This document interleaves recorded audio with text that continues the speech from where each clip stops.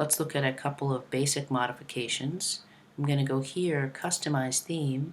I can choose a color. Purple's fine, but if I want to make it blue, that's the look. And Header, choose image. So there are built-in images that I can use. I can upload an image. If I do that, I have an image already prepared and I drag it here. I'm going to do a quick Google image search. Let me do that. Google Images. I'm going to say dog walking.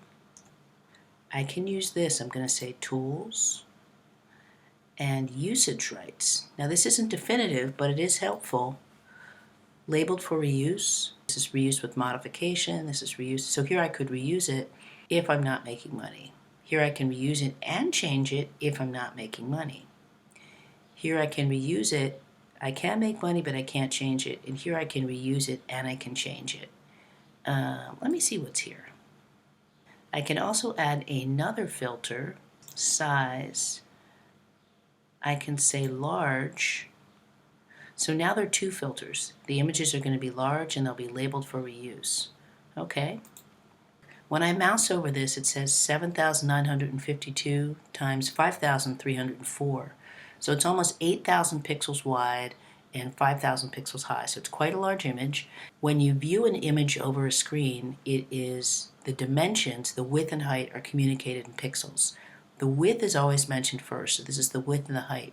That's much larger than I even need. I'm going to click on this and I will do a free download. I've already created an account and it's been downloaded. I can browse, go to desktop, select the image, open, and the form is only going to show a certain amount, so we get to indicate that's obviously the best one.